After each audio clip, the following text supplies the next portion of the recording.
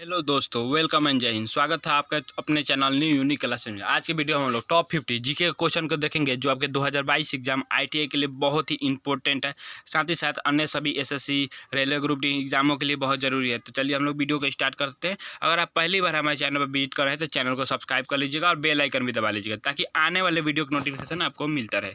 आज का पहला क्वेश्चन है, हमारे संविधान के अनुसार राज्यसभा का कार्यकाल कितना होता है? तो हमारे संविधान के अनुसार जो राज्यसभा का कार्यकाल कितना होगा, ऑप्शन है 2 वर्ष में एक बार समाप्त 2 वर्ष में एक बार समाप्त हो जाता है, प्रत्येक 5 वर्ष में समाप्त हो जाता है, प्रत्येक 6 वर्ष में समाप्त हो जाता है। ऑप्शन डी है कि समाप्त होने की कोई विषय नहीं है, तो इसका हो जाएगा ऑप्शन डी, समाप्त होने की कोई विषय नहीं है। हमारे संविधान के अनुसार राज्यसभा का कार्यकाल जो है समाप्त होने की कोई आपका विषय ही नहीं है, ऑप्शन नंबर डी हो जाएगा।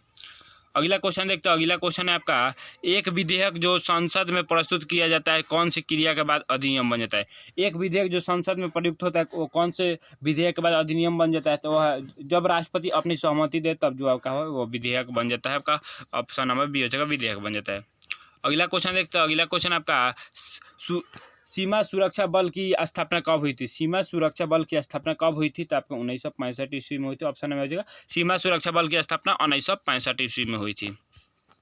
अगला क्वेश्चन देखते हैं। अगला क्वेश्चन आपका, यदि राष्ट्रपति एवं उपराष्ट्रपति का पद खाली हो तो भारत के राष्ट्रपति के पद पर कौन होता है, कौन बैठ सकता है? तो यदि राष्ट्रपति या उपराष्ट्रपति का पद खाली हो तो भारत के राष्ट्रपति पद जो है भारत का मुख्य न्यायाधीश संभालता है। आपका ऑप्शन नंबर बी हो जाएगा, भारत का मुख्य न्यायाधीश।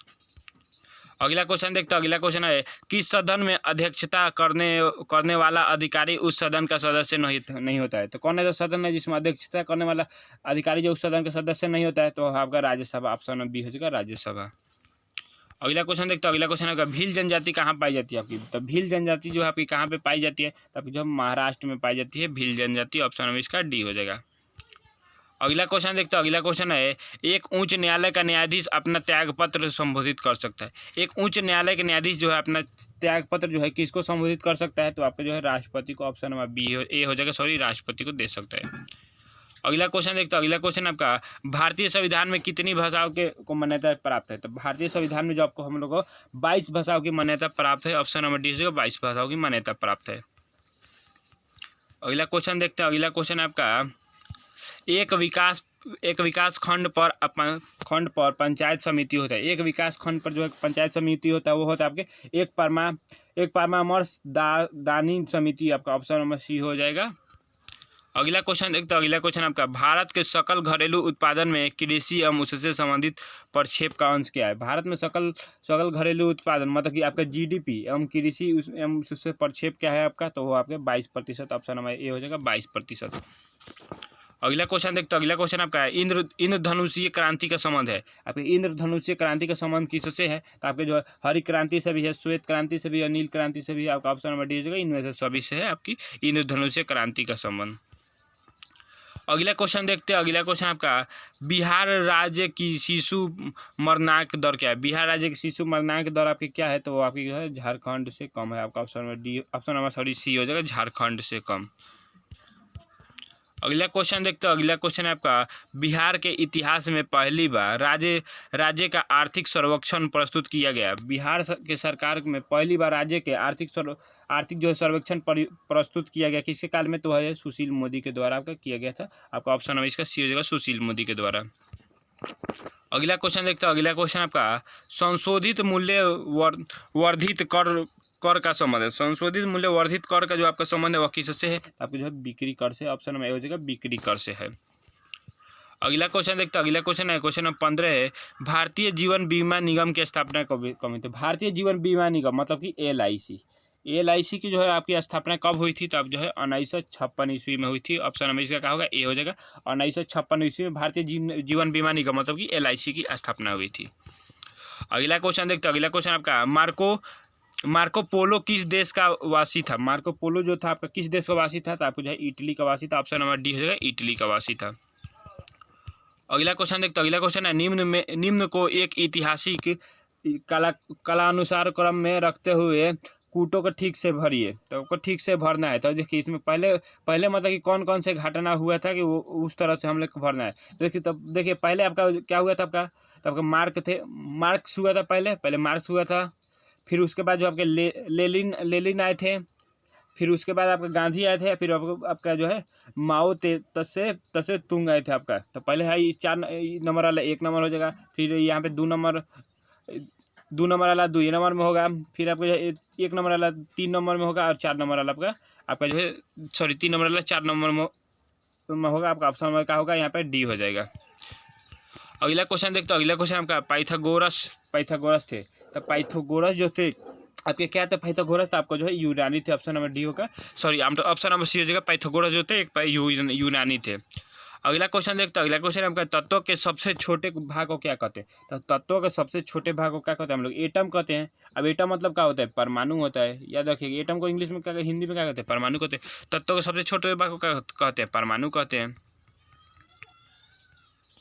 अगला क्वेश्चन देखते हैं। अगला क्वेश्चन है, निम्न में से किस व्यक्ति ने पूरी पृथ्वी का चक्कर लगाया था। तो कौन ऐसा व्यक्ति था जिसने चक्कर लगाया था। तो जब वो थे आपके मैगलिन जो थे, पूरे पृथ्वी का चक्कर लगा लिए थे। वो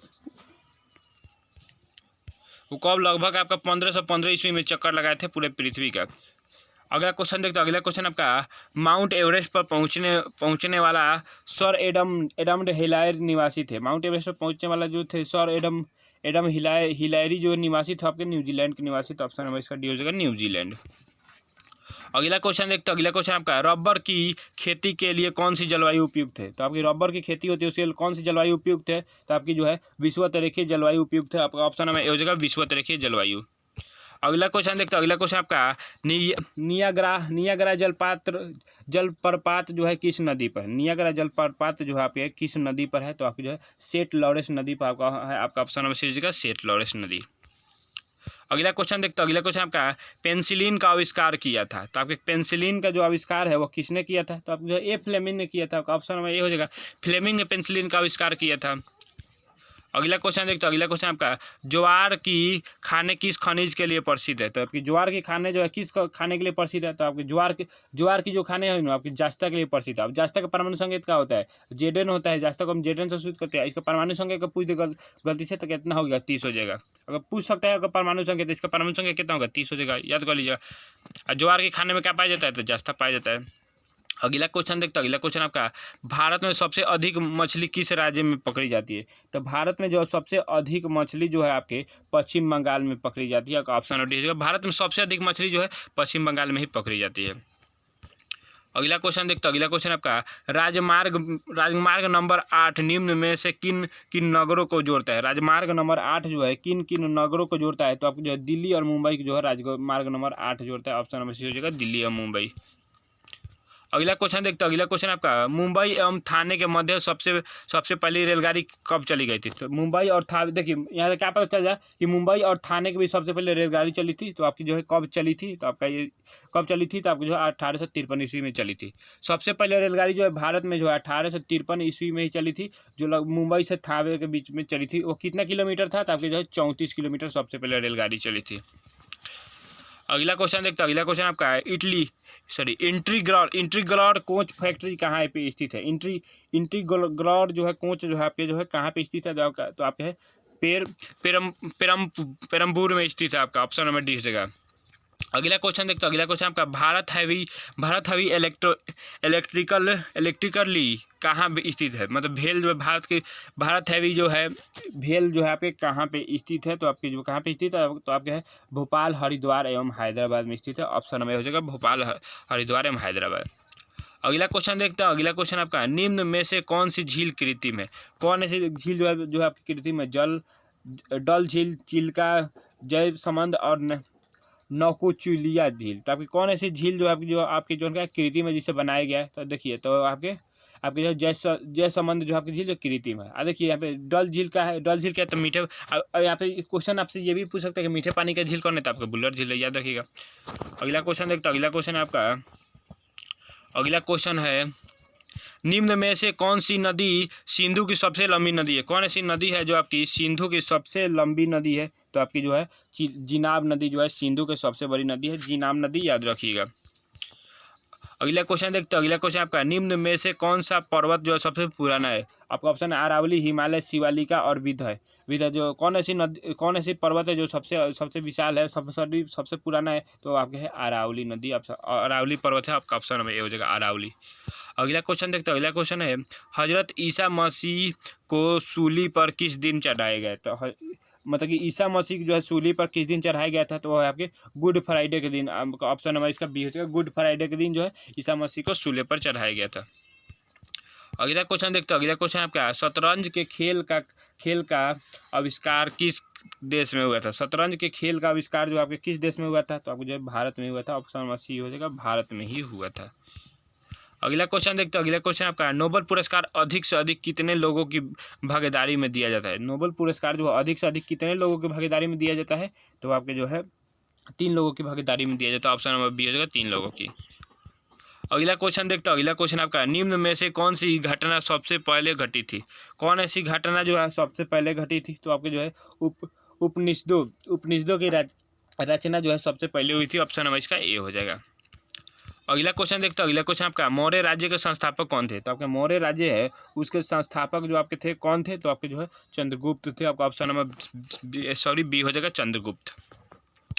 अगला क्वेश्चन देखते हैं। अगला क्वेश्चन आपका संगू राज्य के संस्थापक कौन थे? तो आपके संगू राज्य जो है उसके संस्थापक कौन थे? तो आपके जो है पुष्यमित्र थे। आपका ऑप्शन नंबर बी हो जाएगा, पुष्यमित्र। अगला क्वेश्चन देखते हैं। अगला क्वेश्चन आपका शक काल कब आरंभ हुआ? शक काल जो है आपके कब आरंभ हुआ था? तो आपका जो है 18वीं ईस्वी में आरंभ हुआ था। आपका ऑप्शन नंबर सी हो जाएगा। अगला क्वेश्चन देखते हैं। अगला क्वेश्चन आपका कनिष्क एक था। कनिष्क जो था एक क्या था? तो कनिष्क जो एक था जो आपका कुषाण था। ऑप्शन नंबर डी हो जाएगा, कुषाण। अगला क्वेश्चन देखते हैं। अगला क्वेश्चन आपका गुप्त राज्य की स्थापना किस सन में हुई थी? तो आपकी गुप्त राज्य की स्थापना जो आपके किस सन में हुई थी? तो आपकी गुप्त राज्य का स्थापना जो है 320 ईस्वी में हुई थी। ऑप्शन में हो जाएगा, गुप्त राज्य का स्थापना जो आपके 320 ईस्वी में हुई थी। अगला क्वेश्चन देखते हैं। अगला क्वेश्चन आपका गुरु नानक देव का जन्म किस सन में हुआ था? तो गुरु नानक देव का जन्म जो आपके 1449 ईस्वी में हुआ था। आपका ऑप्शन में हो जाएगा, गुरु नानक का जन्म जो है 1449 ईस्वी में हुआ था। अगला क्वेश्चन देखते हैं। क्वेश्चन नंबर 44 है निम्न में से कौन सी घटना सबसे पहले घटी? कौन ऐसी घटना जो है आपकी जो है सबसे पहले घटी? तो आपकी जो है बीजापुर में आदिल शाह का राज्य जो है सबसे पहले यह घटना घटी थी इन तीनों के मुकाबले में। अगला क्वेश्चन देखते हैं। अगला क्वेश्चन है पानीपत का प्रथम युद्ध किनके बीच हुआ था? तो पानीपत का जो है प्रथम युद्ध जो है आपके किनके बीच हुआ था? तो पानीपत का जो है प्रथम युद्ध जो है आपके बाबर और इब्राहिम लोदी के बीच जो कब हुआ था? वह हुआ था आपके 1526 ईस्वी में पानीपत का युद्ध हुआ था। अगला क्वेश्चन देखते हैं। अगला क्वेश्चन आपका है हेमू को किसने हराया था? आपके जो हेमू है, हेमू को जो आपका किसने हराया था? तो हेमू को जो आपका अकबर ने हराया था। आपका ऑप्शन बी हो जाएगा, अकबर ने हराया था। अगला क्वेश्चन देखते हैं। अगला क्वेश्चन आपका खालसा की स्थापना किसने की थी? तो खालसा की स्थापना जो आपके जो है गुरु गोविंद सिंह ने की थी। ऑप्शन में हो जाएगा, गुरु गोविंद सिंह ने खालसा की स्थापना की थी। अगला क्वेश्चन देखते हैं। अगला क्वेश्चन है नादिर शाह किस देश का वासी था? तो आपके नादिर शाह जो था किस देश का वासी था? तो आपको जो है फारस का वासी था। आपका ऑप्शन में बी हो जाएगा, फारस का वासी था। अगला क्वेश्चन देखते हैं। अगला क्वेश्चन आपका दीन इलाही किसने शुरू किया? तो आपके दीन इलाही जो आपके अकबर ने शुरू किया था। ऑप्शन नंबर सी हो जाएगा, दीन इलाही अकबर ने शुरू किया था।